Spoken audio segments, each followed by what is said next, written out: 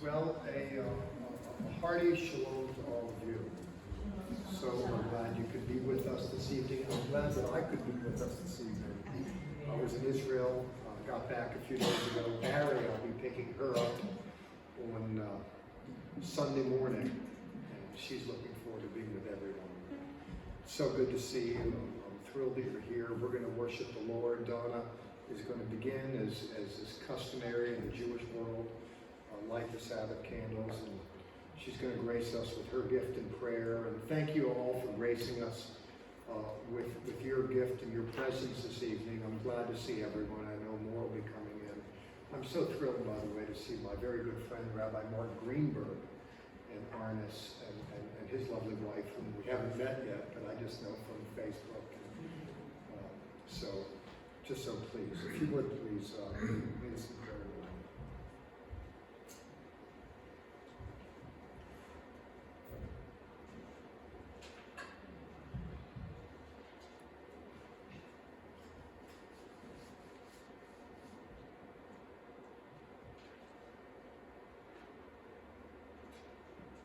Baruch atah Adonai, Eloheinu melech haolam, asher kiddushanu b'barakah, v'natan lanu et Yeshua Mashiachenu, v'tzivanu le'iyah, olam.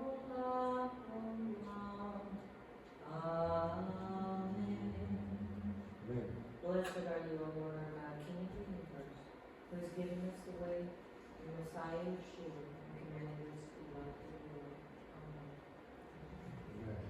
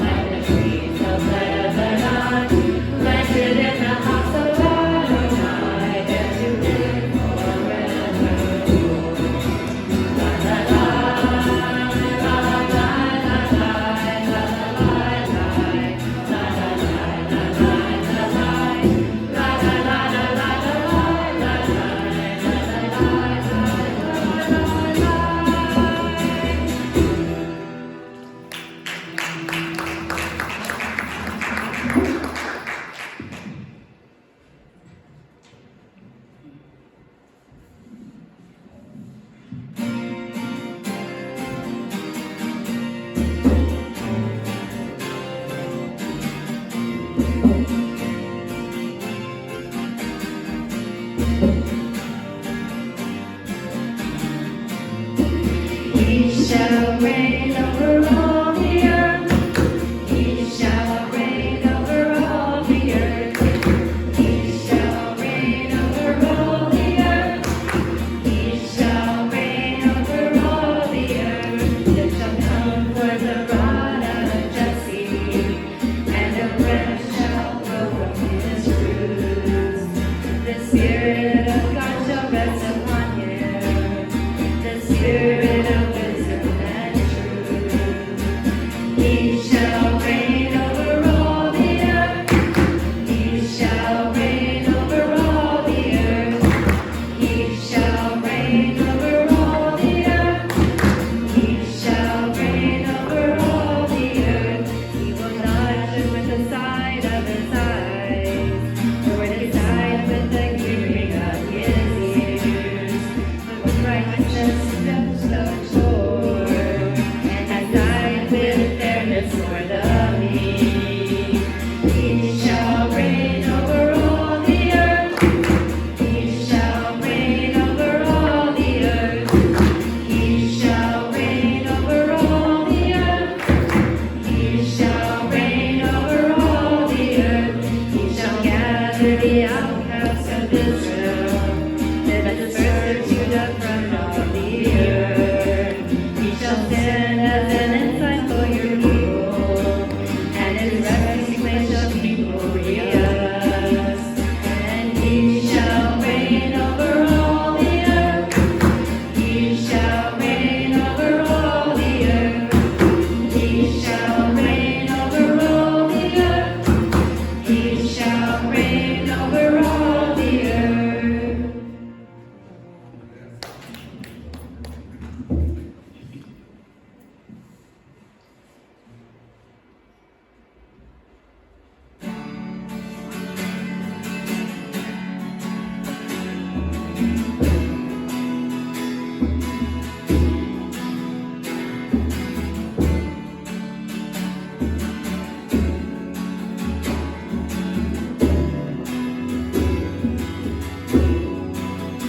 You give life, you are love, you bring light to the darkness, you give hope, you restore every heart that is broken. Great are you, Lord. It's your breath in our lungs, so we pour out our praise. We pour out our praise. It's your breath in our lungs, so we pour out our praise to you only.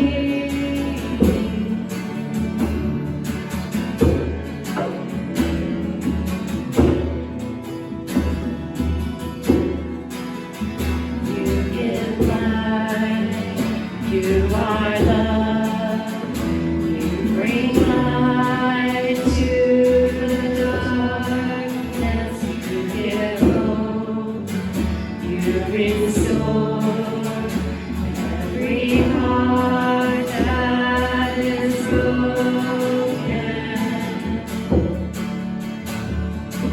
Great are you, Lord. It's your breath in our lungs, so we pour out our praise. Pour out our praise. It's your breath in our lungs, so we pour out our praise to you only.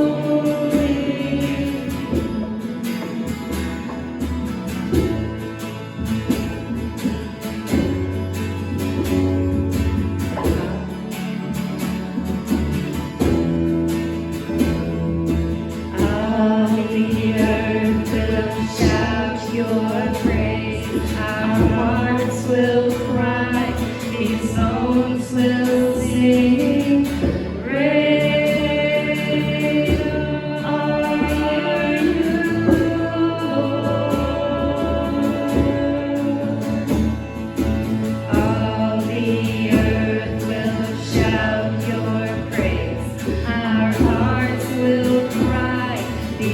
songs will sing. Great are you, Lord. It's your breath in our lungs, so we pour out our praise. We pour out our praise. It's your breath in our lungs, so we pour out our praise to you only.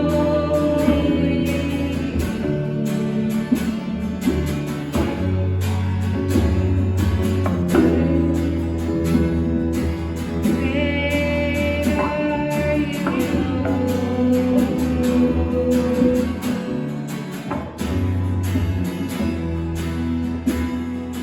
Great are you,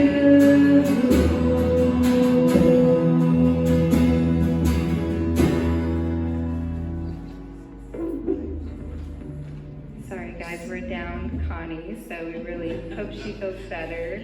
So bear with us, and short time to practice. So we're going to sing a couple more that we've been singing the past few weeks. So for your name is holy.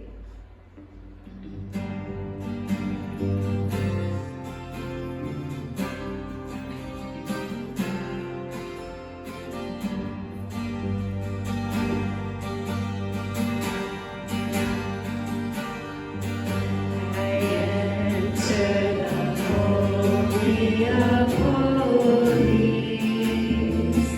I enter through the blood of the Lamb. I enter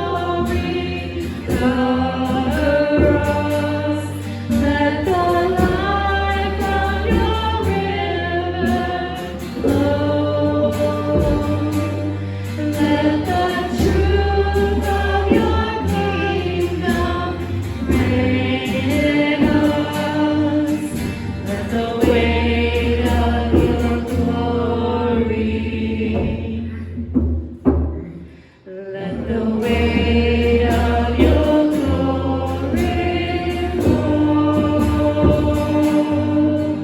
Let the weight of your glory. Let the weight of your glory fall.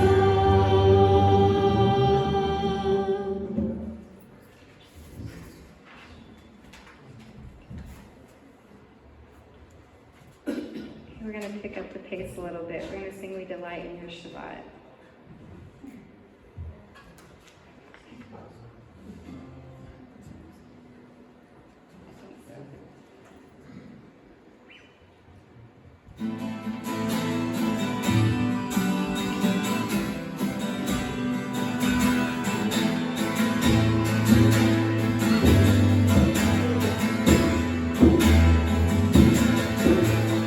When you love me, you are Father, our King.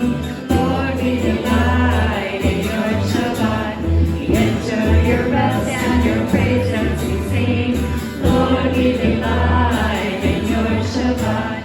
6 days you came to the face of the earth. Lord, we delight in your Shabbat. And carve out a day when you rest from your word. Lord, we delight in your Shabbat. We delight, we delight, we delight in your Shabbat. We delight, we delight, we delight in your Shabbat. Brought forth the nation from Abraham. Lord, we delight in your Shabbat. And Sarah, his son Isaac, providing the land. Lord, we delight in your Shabbat. The prophets foretold that Messiah would come. Lord, we delight in your Shabbat. Shai Israel, the Lord God is one. Lord, we delight in your Shabbat. We delight, we delight, we delight in your Shabbat. We delight, we delight, we delight in your Shabbat. Just as you rested when your work was done, Lord, we delight in your Shabbat. We enter your rest by the work of your Son. Lord, we delight in your Shabbat. The lilies you dress and the sparrows you feed. Lord, we delight in your Shabbat. You Elohim provide every need. Lord, we delight in your Shabbat. We delight, we delight, we delight in your Shabbat. We delight, we delight, we delight in your Shabbat. Your people will enter your rest when we cry. Lord, we delight in your Shabbat. Baruch haba Hashem Adonai. Lord, we delight in your Shabbat. Delight, we delight, we delight in your Shabbat. We delight, we delight, we delight in your Shabbat.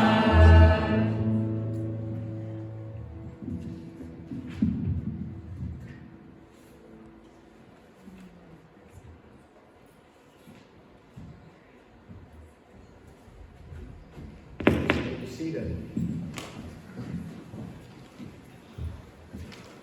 As I mentioned a moment ago, indeed, it really is such a thrill to welcome you and thank you for coming and honoring the Sabbath with us. For me this evening, it's particularly something of a Sabbath rest because I have a guest speaker. We have a guest speaker. I didn't have to carry the burden of trying to get the mind of the Lord for the message this evening. Jim Melnick is one of those senior statespersons in the whole Jewish believing in Jesus world. If you pick up an accent when he speaks, it's because he fares from France. And he and his wife were friends of mine and Barry's. And Jim has worked for years and years with an organization called Chosen People Ministries, formerly called the American Board of Missions to the Jews. And I had the opportunity of getting my launch with that ministry, by the way. In fact, it was through their leader, Mitch Glazier, that I felt called into the ministry after conversating with him. That was many years before he actually took the helm of Chosen People Ministries, which is one of the premier ministry outreaches to Jewish people in the world. And Jim and I both share a common friend in Dr. Mitch Glazier, who is the president. Jim and I share other things in common as well. Jim is a graduate of the Moody Bible Institute in Chicago. And for me, that was one of the stops on the train when I felt called into the ministry. I believed I needed to go to prepare. And the Moody Bible Institute had a Jewish studies program. There, under the tutelage of Dr. Louis Goldberg, I grew considerably and then went on from there and came down to Dallas and kept working on my ministry and then fulfilling my educational goals as well. In any case, Jim is a scholar. He is quite the expert on the subject he's going to share this evening. Barry laments she couldn't be here, but she'll be here next week. But now let's give a warm welcome to Oliver Jim Melton. Thank you.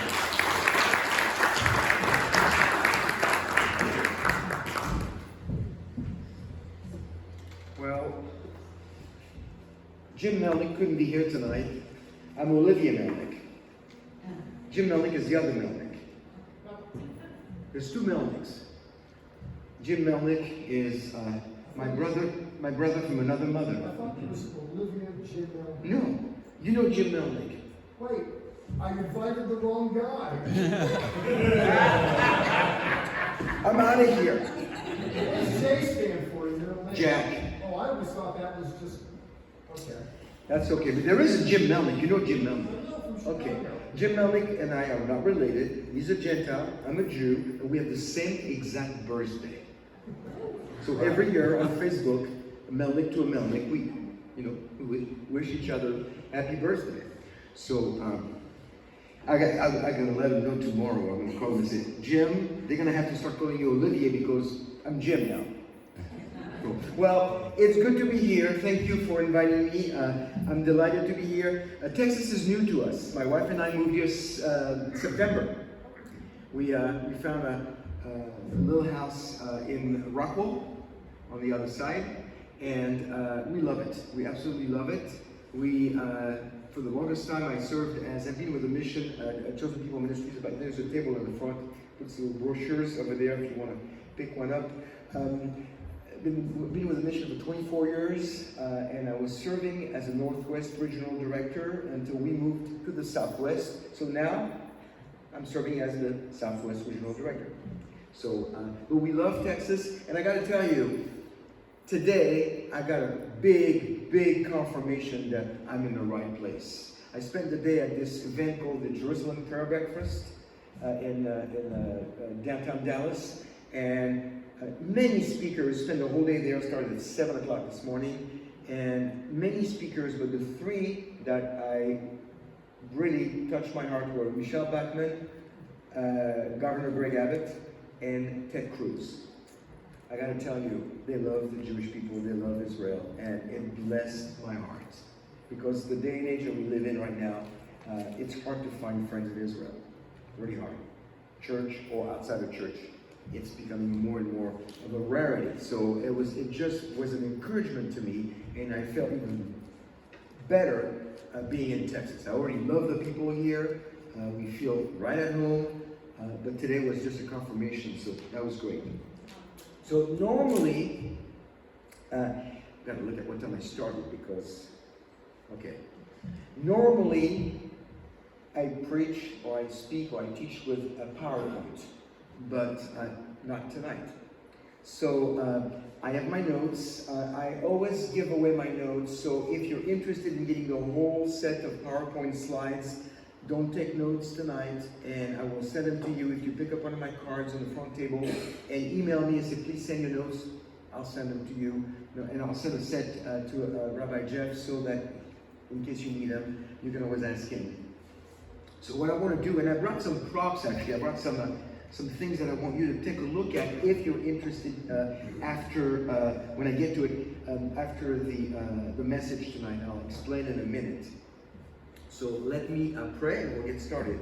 Heavenly Father, thank you for this opportunity to share with this body of believers, brothers and sisters in Yeshua. Thank you for giving me a platform to share your word, to encourage and to hopefully teach a few things from your word, Lord, and so that we can move forward and continue to glorify you and reach the lost with the gospel. So thank you for giving me this privilege, this honor to be speaking tonight, and I pray that only your words would be spoken and that we would learn from it in Yeshua's name. Amen. So what I have for you is seven key biblical truths about Israel today. And I'm speaking to a Messianic congregation, so obviously some of it is going to be a refresher course. You're going to know some of it. But it's good to, it's good to review things. So the first thing, I always like to start with the covenants. And I'm going to spend just a few minutes on this because I got a lot more to share. But anytime I teach a class on anything that has to do with the Bible, I don't even tell the people. I'm actually flying next week to Idaho to teach a whole week-long class on Messianic prophecies. And the first thing I'm going to do is teach the kids. It's a gap year school, so I'm going to teach them on the covenants. I'm going to explain to them that God works with covenants throughout the Bible. There's 8 covenants in the Bible. 5 of them are with Israel. They're all made with mankind. 5 of them are with Israel. And of the 5 made with Israel, 4 are unconditional eternal covenant. Last time I checked, the word eternal meant forever. And which is, I have an issue with that coming later in the message. But you have 2 kinds of covenants, conditional and unconditional. The one I'm going to concentrate on for a few minutes here is the foundation of 3 other covenants that God made with Israel, which is the Abrahamic covenant that we start reading about in Genesis 12. So I'll give you the again. You'll get the notes if you're interested. So don't take notes. The 8 covenants, so that you know, they're the Edenic, the Adamic, the Noahic, the Abrahamic, the Mosaic, the land, the Davidic, and the New. The land covenant for years used to be called the Palestinian covenant. For reasons that we'll explain in a few minutes, not such a good word anymore. So, I like to call it the land covenant. But out of the Abrahamic covenant, we got the land, Davidic, and New covenant as extensions of that covenant. And all those, except for the Mosaic, which was conditional on keeping the law, all those are unconditional. Unconditional is when God says, I will. It's based on God's character, not on Israel's performance. And thank God for that. Because our performance, if you want to read about the sins of the Jewish people and the sins of Israel, may I recommend the book? The Bible. It's all over. But God made this covenant unconditionally. He said, I will, I promise I will. And all throughout the Word, we see that He really is not going to renege on His promise. One of my favorite passages is in Jeremiah 31, 35 through 37. The end of that passage, he's talking about the new covenant made with the house of Israel and Judah. But at the end, he's talking about, if you can count to the enemies of Israel, if you can count the stars, measure the universe, size the moon and the sun and the, I'm not quoting it verbatim, but that's basically it. Count the stars in the universe, measure, down deep and all in the heavens. Then I will forsake Israel, which of course it cannot be done. But at the end of that passage, it says, "For all that they have done to me, declares the Lord." And that little sentence is added there to remind the reader that it doesn't matter how bad Israel is behaving, as far as the unconditional covenants are concerned, it's based on God's character. That does not guarantee salvation. That's a different topic. But the promise of the land and the blessing is based on God's character. And that's what we need to remember. So, there are a lot of scriptures that are connects the Abrahamic covenant, mostly in Genesis, of course, Genesis 12, Genesis 13, 15, 17. In Genesis 15, I enjoy quoting this now because in Genesis 15, this is the land boundaries that will be realized, fulfilled in the millennial kingdom. And until 6 months ago, it meant a lot to me, but not, it means even more, because I used to always say, in the millennial kingdom, Israel will be twice the size of Texas. But now I live here, so it feels even more personal. But to give you an idea, twice the size of Texas, that's quite big. Right now it's about New Jersey. So you go from New Jersey to twice the size of Texas. I'm looking forward to that. So, and that's in Genesis 15, the land boundaries. So, again, I don't want to spend too much time on the first truth, which is the truth of the covenants, because most of you, if not all of you, already know that. The important part is, again, it's an unconditional covenant. It's a promise that God made to Israel and to the Jewish people, and it's not going to change. It cannot be taken away, and you cannot replace the people receiving the covenant with another people. We'll get to that in a few minutes. Truth number 2, shocker, ready? Israel is not Palestine. But you know that. But I want to help you understand a few things that maybe I'm hoping to be able to equip you to, when you have a discussion with somebody, when they say that, the Jews are occupying Palestine, things like that, you'll be able to actually say, and give them a couple of things to think about. So, let's talk about Palestine for a second. The land given by God to the Jewish people is known by many names, not just Israel and Judah. In the Bible, we read about Israel and Judah. In Genesis 17:8, it's the land of Canaan. In Genesis 50:24, it's the promised land. In Exodus 6:8, it's the land. There's many different names. Palestine actually shows up one time in the Bible. Do you know that? Most people say it's not in the Bible. I used to say that until recently. It shows up one time in the Bible, in the King James Version, in Joel 3:4. And they take it from the word Peleshet, translated into the word Philistia.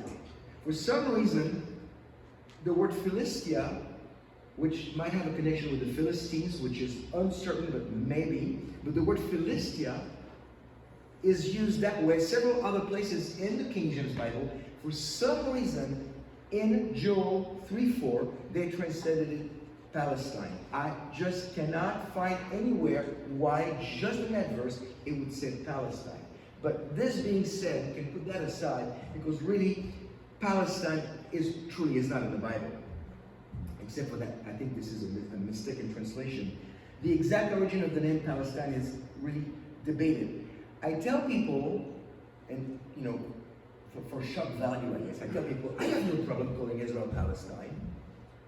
And then I pause until I look at their face and go like, really? You're Jewish? And until 1948. Let me explain why.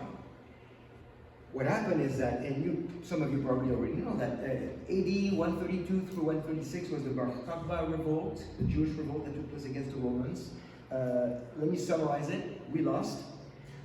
And Israel was renamed Palestina, and Jerusalem was renamed Aila Capitolina, just to humiliate the Jews even more.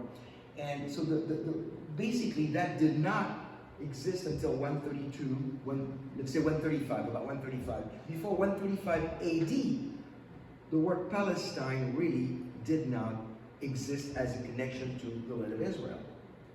And the name stuck.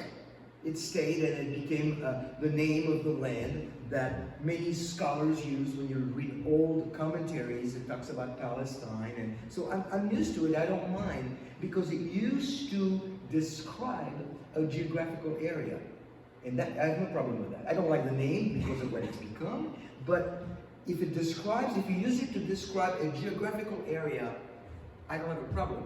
If you use it to describe a people group with a political agenda, I have a problem, because that's made up. That's where I draw the line. So until 1948, We can call it Palestine if you want. But what's interesting, and I'm not going to show it to you from here because you won't see it, but I have this French dictionary. By the way, in case you did not detect the accent, I'm not from Texas originally. I was born in France. So in case you wanted to know.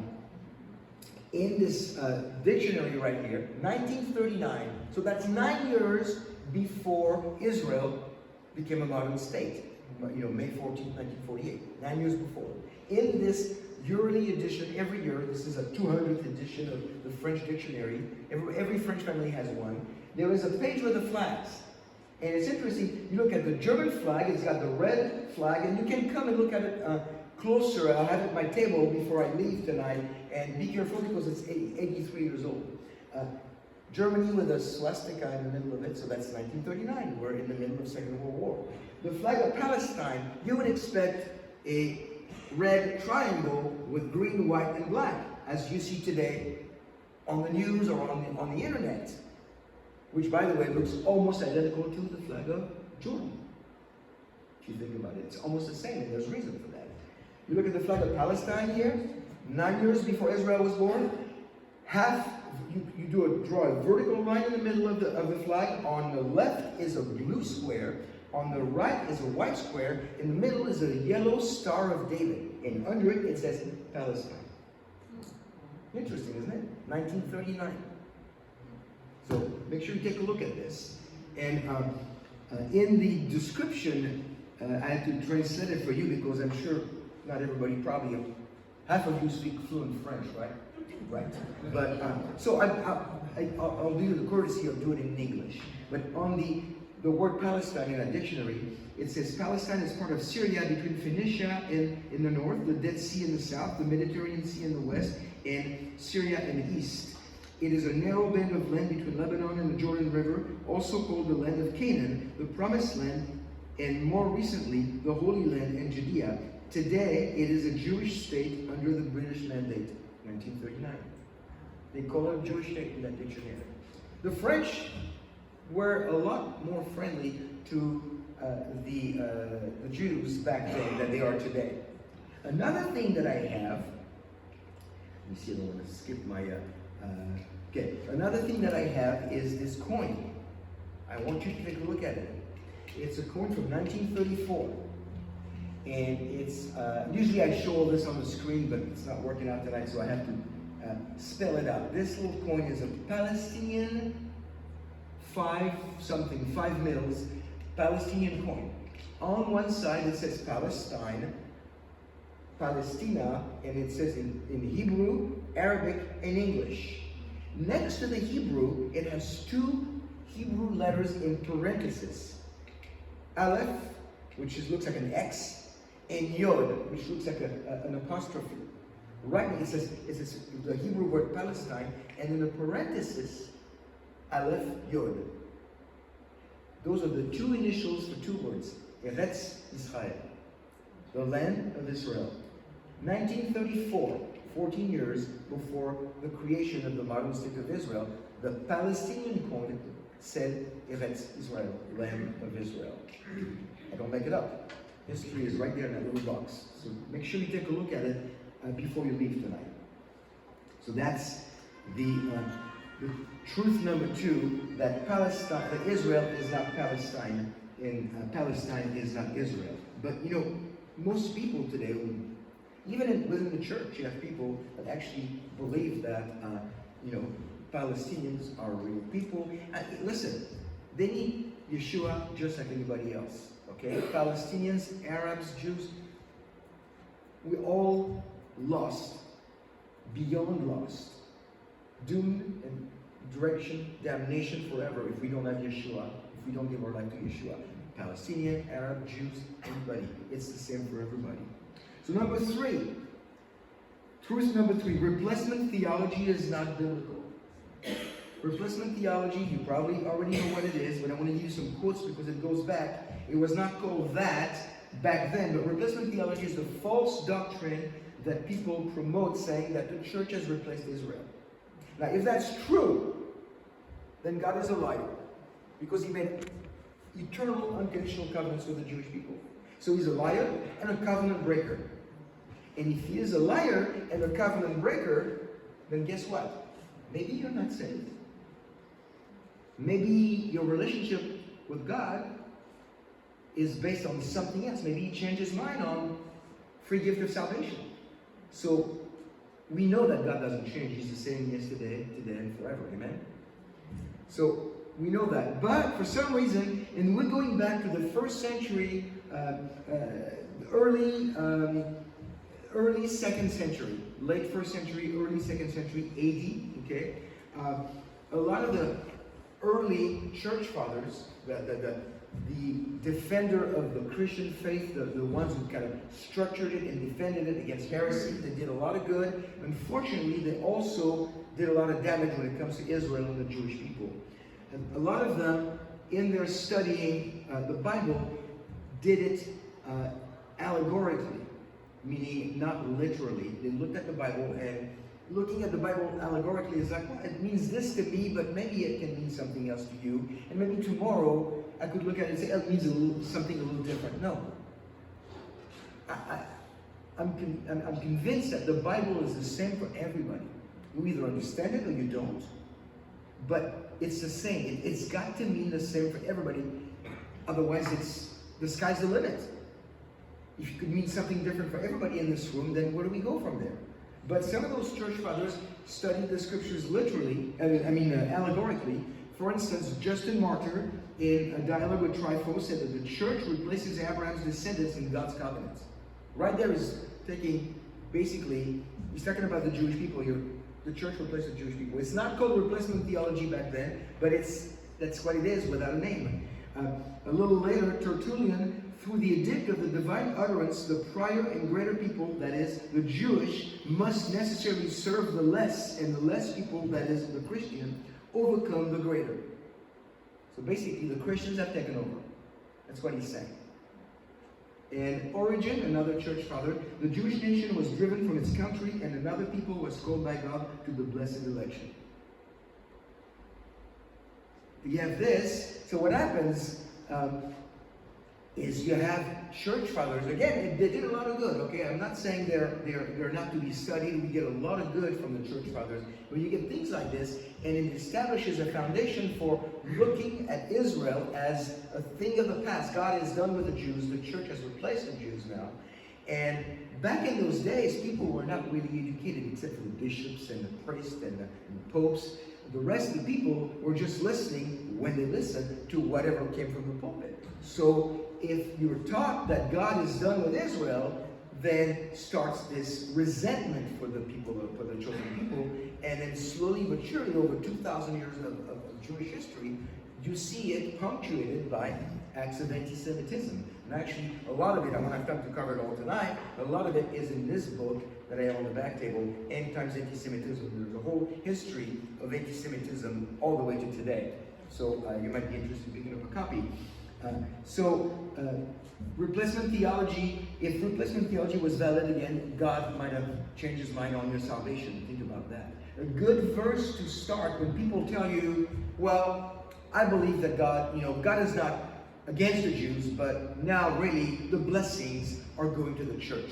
You have to notice something. When somebody tells you this, they usually tell you that the blessings have been transferred to the church, but the curses, the Jews can keep them.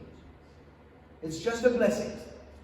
They don't say it that way, but they think it that way. A good verse to start the conversation is 1 Corinthians 10:32. It's in the context of eating food, what's allowed, what's not allowed. That's the proper context. But the people group that are described in that verse, very interesting. It says, give no offense to Jews or to Greeks or Gentiles or to the church of God. Wait a minute. If the church has replaced the Jews, why do we talk about those two groups in that verse? We shouldn't. That's because the church has not replaced the Jews. So that's a good verse to start the conversation with your friend who's saying, we're replacing Israel now. Another way to do is to take the, I think it's between 70 and 76, I always forget the number, it's in the 70s, times in the New Testament where you see the word Israel, and take that word and put the word church and see if in the context of that verse or paragraph, if it makes any sense. You're going to have to make some serious theological gymnastics to make it work. It's just not going to make any sense. So those are two things that we need to consider. So that's truth number 3, replacement theology isn't biblical. Now, number 4, Israel is accused of 2 things. And one is ethnic cleansing, and the other one is apartheid. So ethnic cleansing, what is ethnic cleansing? Ethnic cleansing or genocide is intentional, organized mass murder to eradicate a people group. That's what ethnic cleansing is.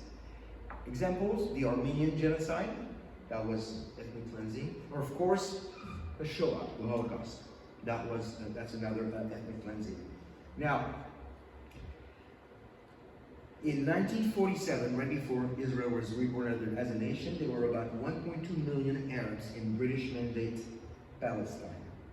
Today, there's about 6 million Arabs in the whole land, including 1.8 million, probably a little more, because those numbers, I think, are about a couple years old. I couldn't find anything more recent. 1.8 million in Israel alone. There are more Arabs in Israel today than there were in 1947. Last time I checked, this is the opposite of ethnic cleansing. Why is it the world is buying this lie that Israel is coming ethnic cleansing? There's more Arabs today. And guess what? There's still less Jews in the world today than there were before the Holocaust. We haven't gotten back to the 18 million that we had before the Holocaust. That was ethnic cleansing. It's crazy. The other one is the part of truth number 4, Israel is not committing ethnic cleansing and is not committing apartheid. What is apartheid? It was South Africa's way of keeping blacks and whites separated, and as such it forbade blacks to eat in white restaurants or cafes, attend white schools or universities, be treated in white hospitals, live in white neighborhoods, or serve in white government. That's what apartheid was. Last time I went to Israel was 2019. I took a group there, and like it happens once in a while, one of our ladies on the group fell. If you've been to Israel, she slipped on the long steps, very, very shallow and long steps right in front of the Damascus gate. There, if you don't pay attention, and she was not, she's a dear friend of mine, she was not paying attention, she slipped and she hurt her back. So I spent the last day with her at Hadassah Hospital, not too far from there. And it was the day we were supposed to go back, and I thought for sure I'd miss my flight. We didn't. But here's the point I'm trying to make. We got to the hospital, she was in total pain, and it was my first experience in an Israeli hospital. That was an experience. Because in America, you bring the patient, they take it, and you just wait until they come back. In Israel, you have to keep the patient everywhere. That was amazing. But the triage nurse was a Palestinian woman with the whole Muslim garb. And she was receiving patients, some that had to be taken care of right away because they could die. She was a Palestinian woman that Israel trusted in having the job of a triage nurse. That's not apartheid. That's the opposite of it. I saw it. I mean, I knew before that it was true, but I just lived through it. I saw it. It was beautiful. Israeli Arab, they're full citizens who do not experience any of the restrictions of the South African black population. It's very different. So again, ethnic cleansing and apartheid, they're lies. People don't check the facts. They go for the underdog, whoever looks, if it looks bad, they must be right. See, what happened with this new anti-Semitism is that the perpetrators and the victims have been flipped. The victims were the Jewish people, and the perpetrators were the Nazis back in 80 years ago. And now in the Middle East, we've got the Jews who are now considered to be the new Nazis of the Middle East. And the Palestinians are the victims. It's completely flipped in the public eye, but it's not true. Now, here's a quote by Mahmoud Abbas, the current leader of the Palestinian Authority. I mean, the man can be trusted. He's a very ethical man in his 16th or 17th year of a 4-year term. So you know he can be trusted. And this is his quote, it's very short. I will never allow a single Israeli to live among us on Palestinian land. Now that's apartheid. But you don't see this on the news. You see the other side, which is a lie. Now, the accusations of ethnic cleansing or apartheid are excuses to justify the anti-Semitic actions of a movement known as BDS, Boycott, Divestment, and Sanctions. You've heard of that? BDS, Boycott, Divestment, and Sanctions. And it became more, people were more aware of it with Ben and Jerry's. Because Ben and Jerry's didn't want, wanted to boycott, and they got in trouble for it. They're still trying to deal with it. So that's what happened. That was a good way of dealing with it. But a lot of brands, a lot of corporations, a lot of artists, a lot of famous people are trying to boycott Israel. The latest one, I think, in the last couple of days, is the Sierra Club decided that they were going to cancel their their organized trip to Israel because they were getting too much pressure from the BDS movement saying we should not go to the people that are killing Palestinians. So they said we're going to cancel everything. Artists are canceling things all the time under the pressure of the BDS movement. Now, BDS was started in 2005 through the efforts of Mahmoud Abbas, the leader of the Palestinian Authority, and another man by the name of Omar Barghouti. Omar Barghouti was born in Qatar, but he is the big promoter of BDS. He's the voice of BDS really today. And what I find fascinating is that he did all of his studies, all the way to his PhD, in Tel Aviv. Well, I think it's Tel Aviv. Where is Bar Ilan? Is it Tel Aviv? Yeah, in Bar Ilan University. So he's got a degree from a Jewish university, but it's probably not to be kept because we should boycott that too, right? See, that's a problem with the BDS movement. They are not consistent. I have no problem with boycott. I have in my own life, I do boycott. I have things that I boycott. I'm not going to tell you what it is because I think it's a personal thing. But there are movie directors that I boycott. There are artists, actors. If they don't tell me what they think and they're good actors, I don't care. Entertain me. But don't become a politician and tell me all of a sudden in between movies that you don't like Israel and we should do this against Israel. If you do that, I'm not interested anymore. So boycott is, you're not boycott other things for other reasons. Boycott is not a bad thing. But if you're going to boycott, be consistent. Don't boycott every day of the week except for Tuesdays, because on Tuesdays it doesn't work for me and I need to do this that I'm not doing for the rest of the week. It's kind of like people saying, do you keep kosher? Yeah, I keep kosher except outside the house. Really? Okay. Interesting. So, if you're going to boycott, be consistent. But guess what? They cannot afford to be consistent because a lot of the technology and the inventions that come that we have, that we benefit from, are from Israel.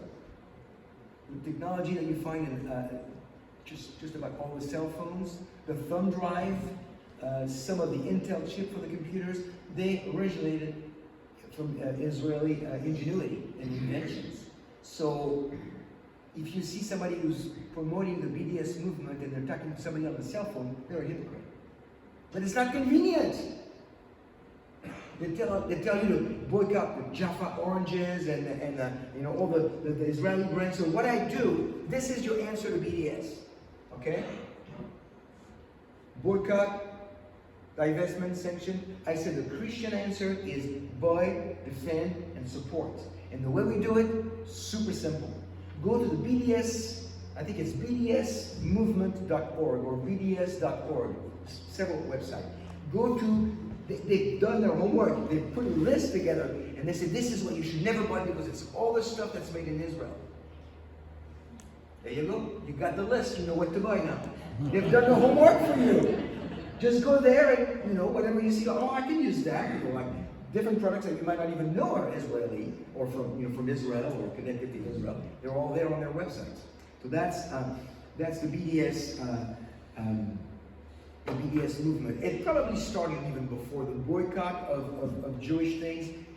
In my book, I think it started as early as 1938, which is the November 9th and 10th. The night between November 9th and 10th of 1938 is the night of broken glass, known as Kristallnacht.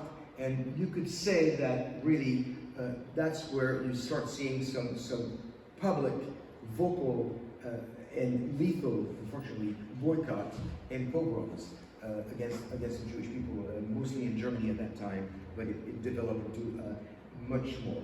So that was truth number 4. Israel is not committing ethnic cleansing or apartheid, and a little bit on BDS as well. Truth number 5. Hey, we're doing good. Am I doing good? I don't know what I'm supposed to be doing. I'll know what I'm supposed to be doing because your rabbi told me you can speak as long as you want, but at such a time I'll walk out. So when I see you walk out, I know I'm done. Okay? So be kind. Okay, I'm almost done. Truth number 4, number 5, Jewish people will be regathered in the land. Now, I think that if you were to say beyond the shadow of a doubt, if somebody was to ask you today, tell me a prophecy in our lifetime from the Bible that you've seen or that you see that it actually you can grab it from the scriptures and take it to the bench. This one, Israel being regathered in the land, in unbelief at first. That's the one that you know we're living through it right now.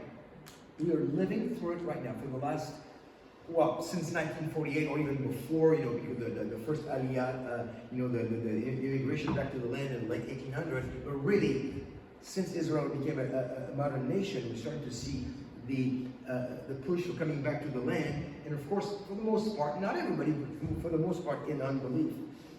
But this is going to continue, and I don't know I know that anti-Semitism has a big part to play. I mean, in my 20 years of study on anti-Semitism, I see that, like for instance, since 2015, and maybe a little before, huge amount of, a large number of Jewish people out of France. I got a lot of connection from, I'm from France, so I got a lot of connection back there. So I have a better understanding of what's happening in Europe, mostly because of what's happening in France. And I think that 50,000 Jews left in the last 15 years. 50,000 Jews, just France, to go to Israel. And they don't all stay there because to live there is not that easy. But for many of them are still there.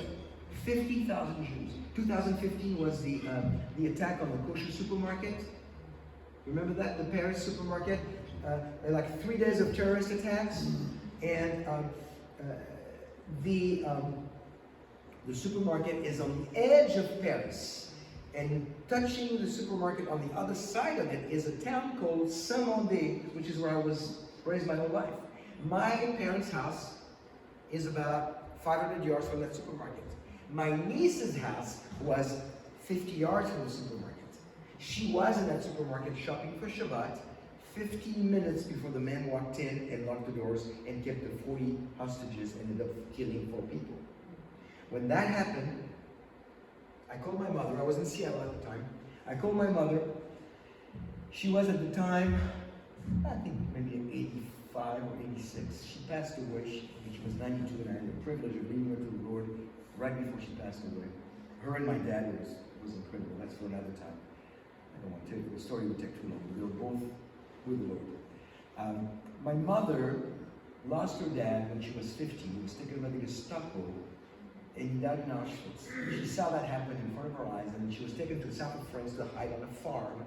If you go to my YouTube channel, there is that little news reel about the story of my mother when she reconnected with that family 7 years later, and I put it there. Go visit, put my name on YouTube, you'll find it. And so she lost her dad when she was 15. Traumatic, obviously. Who was taken by the Gestapo, killed in Auschwitz. I called my mother when that thing is happening 500 yards from where she is. She's living alone. My dad's already passed away. My sister who lives in the area, I called her and said, "Mom, lock the door. We'll come get you when it's safe." I called my mom from Seattle, and I said, "Mom, are you going to be okay?" she starts crying, and she goes, Olivier, are they coming back for us? She was 85. She lived through the traumatic event of losing her dad when she was 15 to the Gestapo, and she's 85. 70 years later, she's going, are they coming back for us? I didn't know what to say. I didn't know what to say. It was very, very scary. So from that point on, a lot of Jews basically just, okay, we're done. And a lot of Jews today, still in France, but they say France is done for the Jews.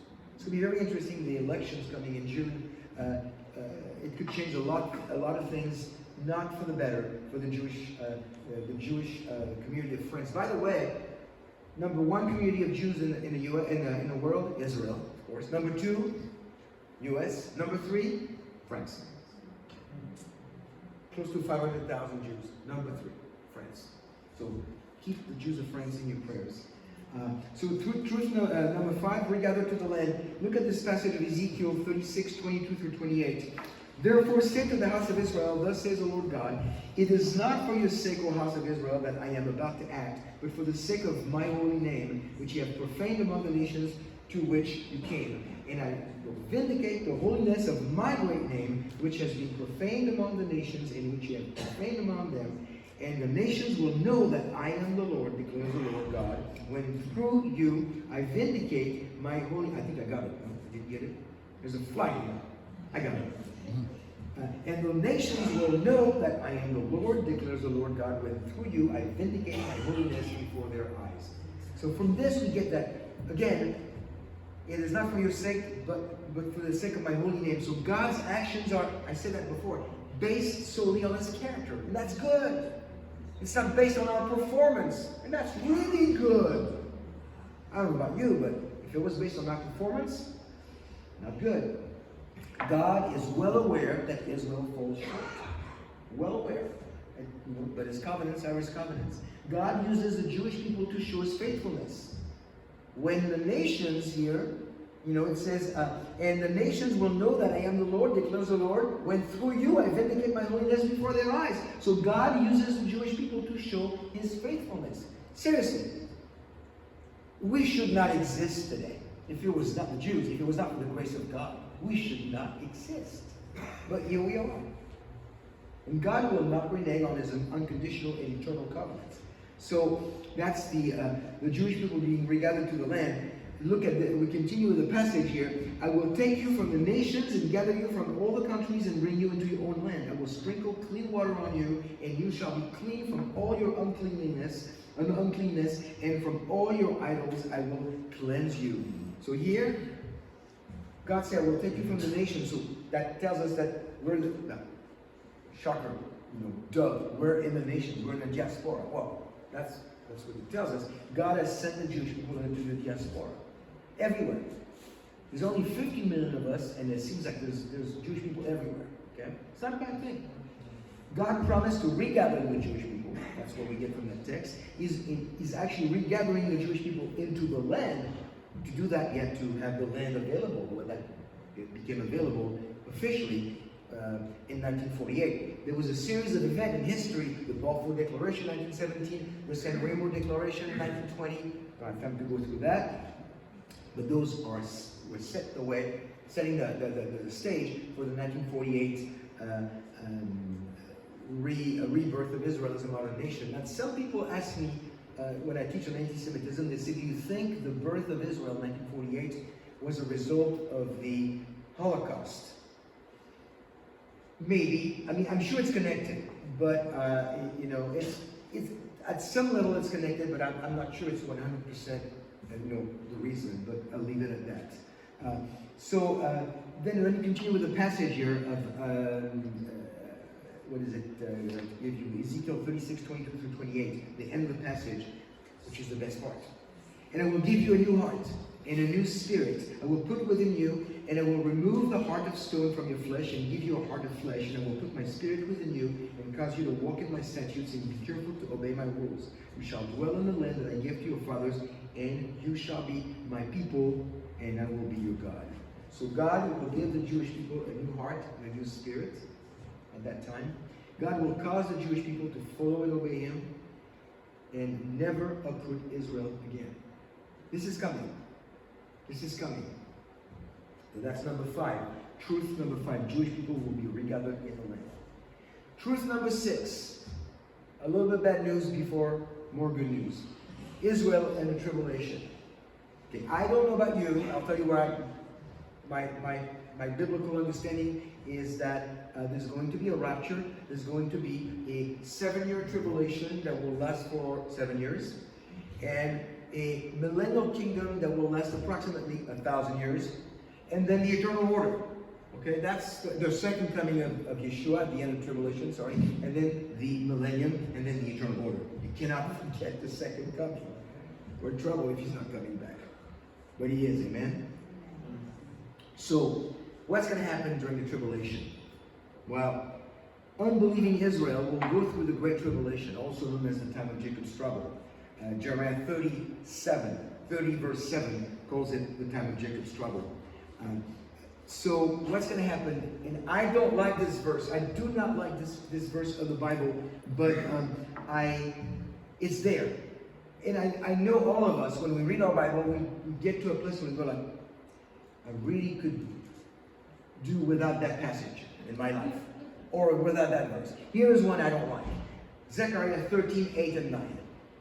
In the whole land declares the Lord, 2/3 shall be cut off. This is coming at the end of tribulation. Declares the Lord, 2/3 of the Jewish people will be cut off and perish, and 1/3 shall be left alive. And I will put this third into the fire and refine them as one refines silver and test them as gold is tested. They will call upon my name, I will answer them, I will say they are my people, and they will say the Lord is my God. So, by the end of the great tribulation, the time of Jacob's trouble, the time of chastising of Israel, when God resumes his program on Israel, 2/3 of the Jewish people will perish. There's no way to look at this and see it any other way. If it was to happen today, 15 million Jews in the world, 10 million Jews would perish if this was the tribulation. But this is not. I don't think we'll be here for tribulation. We'll be raptured before. That's what I believe. But here's the point. 10 million is a lot.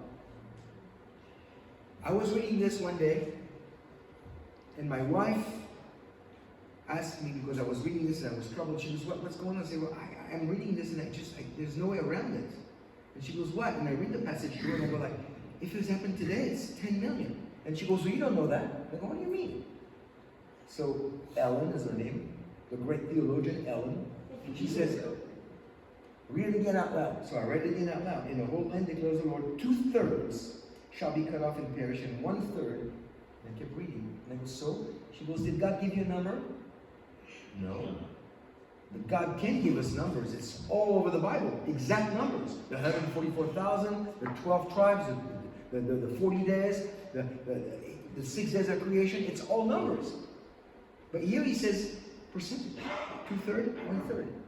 So I go, so what? She goes, so the more Jewish people hear about the gospel and come to a saving knowledge of Yeshua, the smaller the number. I smiled. I said, you're right. This is brilliant. And she doesn't even have a Bible degree.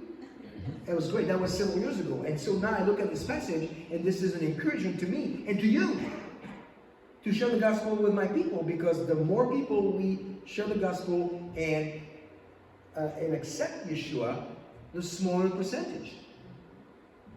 And guess what? I believe we're in that time of our history that if you share the gospel with a Jewish person, and at the point where you're sharing, they're rejecting the message, you're still planting a seed. And I'm not dating anything because we don't know when the rapture will take place, but you could be sharing right now about the gospel and planting a seed in the heart of one of 144,000. We could be living in those days. So you'll be planting a seed into the heart of a Jewish person that will become saved during the tribulation and will become a great servant of God, reaching out to the world. Think about that. So this is really important that we continue our sharing of the gospel of the Jewish people. We can't stop. So under truth number 6, Israel and the tribulation, and I truly have very little. Am I doing good on time? You're still here. Thank you. Okay, truth number 6, Zechariah, another passage in Zechariah 12:10. I will pour out on the house of David and the inhabitants of Jerusalem the spirit of grace and peace for mercy, so that when they look on me, on him whom they have pierced, they shall mourn for him as one mourns for an only child, and weep bitterly over him as one weeps over a firstborn. For the longest time, I used to tell people at the end of the tribulation is when, and I still believe that, at the end of the tribulation is when Yeshua returns, the second coming of Messiah. The rapture, he comes in the sky, the saints will join him, he doesn't land. At the end of the tribulation, he comes down, Mount of Olives splits in half, comes back with the saints. Two different events. When he returns, I used to tell people, that's when the number of Gentiles, you know, from Romans 11, that when we have reached the number of Gentiles that are supposed to be saved. When that number is reached, that's when he comes back. But no, that's part of it. But he comes back, Yeshua, when Israel says, Baruch haba b'shem Adonai. Blessed is you, comes in the name of the Lord. That's when he returns. To a lot of Christians there, to you, it's probably not, in this congregation, it's probably not a mystery. But to a lot of Christians that I speak to in churches, I tell them, Jesus is not coming back unless Israel calls him to come. At the end of tribulation. That's what the word tells us. And guess what? Who doesn't want Yeshua to come back more than anybody else? Satan. You know why? Because when Yeshua returns, Satan's career is over. And he doesn't like his retirement plan. So he's going to do everything he can to stop the Jewish people from calling on Yeshua. And he is the creator. He is the one behind anti-Semitism outside the church and inside the church. And of course he's the master deceiver, so Satan is able to make the irrational sound and look rational. That's why you have anti-Semitism right now.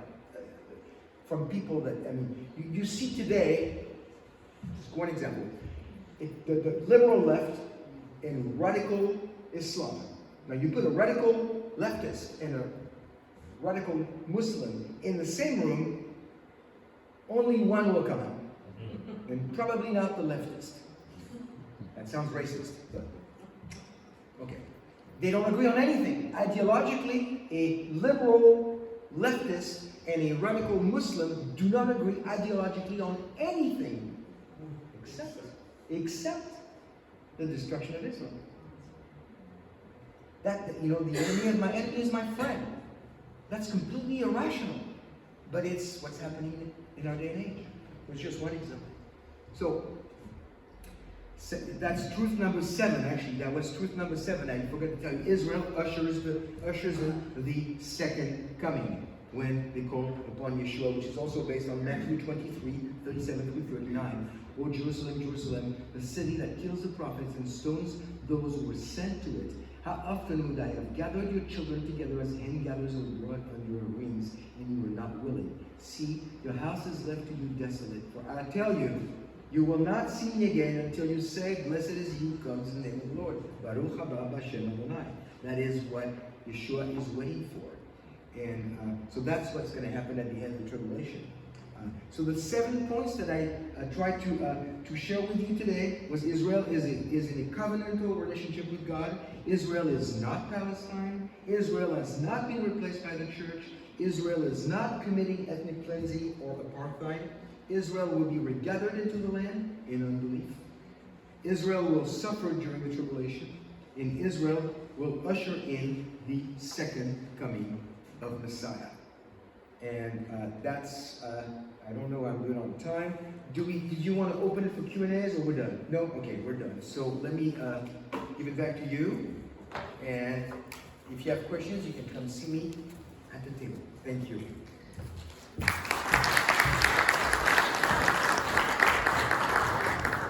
And not just at the table, but when we break bread and fellowship, and there's plenty of opportunity to share, and I love that.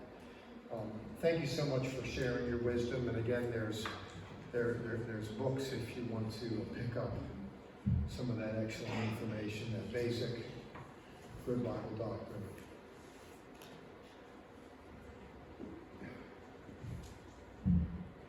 I wanted to, as well this evening, formally introduce Susan Forche to you. As you know, Jay Axtell, for quite some time, served here as an intern. He was getting his degree, and it's important for divinity students to have an opportunity, a place to serve, to cultivate various skill sets. So the pursuit of preparing for the future isn't just sitting in classrooms, writing papers, and taking tests. Well, Susan is rounding the corner at the King's University, where she is taking a Master of Divinity degree. Now, her plan is to serve as a chaplain in the military, ordained through the Union of Messianic Jewish Congregations, so Messianic Jewish chaplain. So she is really feeling a call in her heart to serve in that capacity. And she and her husband, she's a student here, and her husband similarly is pursuing a doctor of chiropractic. And we've really been graced by their presence among us. And I thought when Jay Axtell, he'd finished his education, and he has a part-time job, an adjunct Bible professorship, but he took another job which made being here on Friday nights prohibitive. And based on the doctrine of what's the good of having friends if you can't use them, well, I thought, well, you know, Susan's around, and perhaps she might be game to want to step up and participate. I wanted to formally present her to you. She was gracious, however, to step up last week when circumstances had prevailed, and she shared the word, and I'm appreciative of that. I'm looking forward to Susan participating in various ways, doing pulpit supply and doing other things as she is finishing up in the university now to pursue her destiny as a military chaplain. So, Susan, we welcome you, we love you, we appreciate your service among us, we honor you. We look forward to learning from you and being the better by virtue of our association with you. Thank you. If you would please.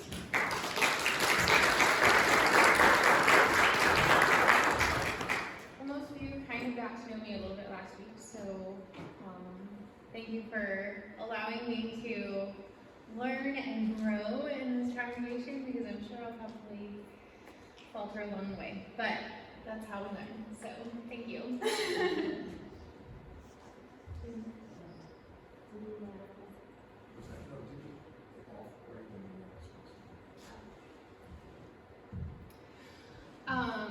Just so you guys know, we have a tzedakah box in the back, so if you'd like to give anything for your tithes and offerings, please feel free to do that on your way out. Donna, do you know what we're needing for the Seder? Yes. I was told you have a list. It's April 15th, it's on Friday night, it's actually the first Friday of Passover, and it'll be in here. I will need volunteers on Thursday evening to help me set this up into a dining room, and then I'll probably need a few people on Friday afternoon, because I'll need somebody to sit at the registration desk, because everybody will get an invitation and we'll check in there. And we need cleanup after the event, so I need volunteers for that too. But we'll be able to sit between 100, 120, 25 people in here when it's set up for a dining room. And so we have, like right now, we have about 35 people here. So people can bring some guests, neighbors that live in the area that we might get to come here to the services regularly. So, and it's good. It's a potluck. So we all know what to fix. Our guests that have never done it before, we don't require anything of them, but our people go ahead and fix kosher things. We don't have cakes and pies and stuff, but we have macaroons and things like that to go with all the, it's really good food. And what we do is we start with praise and worship and stuff, music is playing, and then Dr. Cycles teach partly from the Haggadah, which is the little book that we use to go through the Seder program. And then about halfway in between, we eat dinner, so so we don't have to starve to death until 10 o'clock. And it'll be set up around this corner here. There's what we call our Boneg Room, is where we have our food and fellowship every Friday night. It'll be set up like a buffet, and we'll have a couple of them in there helping to serve the food out on everybody's plate, and then they'll just walk around that and through this door and then into the dining. There's a door right there that comes right through. So, anyway, get with me after this and give me your, if you want to volunteer to help, and I'll get you on the list. And I am sending out an invite. If I don't have your email address and or mobile phone number, that I can send you the invitations. Be sure to give them to me. Okay, you can write them on just one of these donation envelopes. Put some money in it if you like. You can write it on that and put it in there if you'd like to. So, any questions? Well, I hope it comes. It's only 3 weeks away. We don't need to let you know when we were bringing this one. Well, it'll be on the invitation. I'll send out an invite so you'll be able to mark it and change it if you add or subtract it. Okay, thank you. I don't want to have a private conversation. You can talk after. I want to move us along. But again, thank you so much, Donna, for the information. And it is a major event for the community. And we want to, if you want to be here, you want to let us know because we want to make sure there's room for you. So we'll be hearing more about this as we advance toward it. Passover is an important time in the Jewish world. And of course, it's an important time in the Jesus world too, because that was the Last Supper that was celebrated. And it affords us an opportunity come Passover time, not just to reconstruct the Passover the way Jewish people do, but to reconstruct it in a manner that comports with the Newer Testament sensibilities, to help individuals celebrate it in a way that's rather distinctive. And that is very important to us. So thank you in advance for everyone who participates, and it certainly is greatly appreciated. We're running a little late. I don't want to talk long. Just to remind you to a ditto that if you're leaving tithes and offerings, I'd like to leave Olivia Jacob Melnick, or Olivia James Melnick. Jack. Just call me Olivia. Okay, well, Olivia J. I thought it was Olivia Jim Melnick all this time. I love you anyway. So confused. But I'll make sure I make the check out right. And if you would want to be gracious to help us so that way, I've already made out a check. But to help us in that regard, and of course the next two. Let's go ahead and pass around, if we will, please, the elements, and we'll make a little bracha in a minute, and I'll say the Aaronic benediction and we'll close. Yes, challah. It's always the Jewish way to do Sabbath. Again, if you're visiting, thank you so much. Do come back. And if you have gifts that you want to contribute to help make what we do a little better, I'm certainly, with Barry, so appreciative of Brian for stepping in and leading the music in her absence, as well as for Amanda and Debbie and Connie, who's not with us, and Jose, for those that help with the music. If you have gifts, God only knows the group needs a decent drummer. And there's one behind there fumbling and bumbling along, but we can use all the help we can get in different venues. And you know, fellowship is all a bunch of fellas in the same ship rolling together, using our gifts and sharing with each other our lives and our resources and the like. And we're indeed so very appreciative. I want to mention some things coming up as well as this is being passed around. We're right on the cusp of April and coming up to the summer, and we're going to be going, there's a big conference, there'll be 2,000 or so individuals there. It's the annual conference of the Messianic Jewish Alliance of America. It's held in Grantham, Pennsylvania. If that's something you'd be interested in, it's quite the gig. Every musician you know who's Messianic Jewish will be there presenting and speakers and the whole 9 yards. And we'll get some literature to you in that regard. There's summer camps as well coming up. We want to help send our kids to Messianic Jewish summer camp. And that can be a lot of fun. It's very interesting. Parents, by all means, talk to me about it if you're interested. And we'll help you get there. Well, is everybody served with the bread? Not quite, okay. Any other announcements that anybody has? Anything that I'm missing?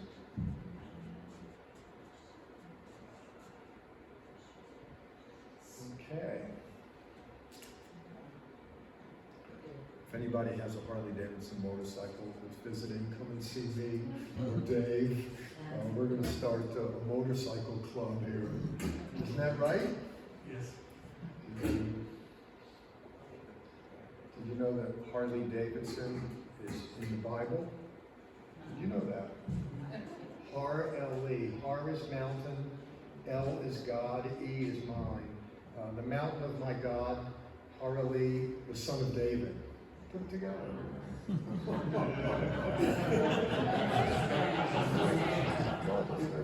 You just have to know where to look. No, you're not reaching at all. What's that? I said, no, you're not reaching at all. No, I'm not stretching. That's not allegorizing, is it? No. That's just working with the literature. No. You were trained in hermeneutics. You work with the text. Baruch atah Adonai Eloheinu melech haolam hamotzi lechem min haaretz. Blessed art thou, Lord our God, King of the universe, brings forth bread from the earth.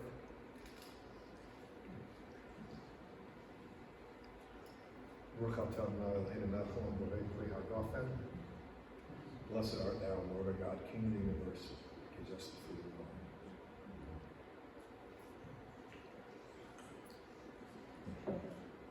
It's a hectic world. I hope you have some rest and you enjoy it.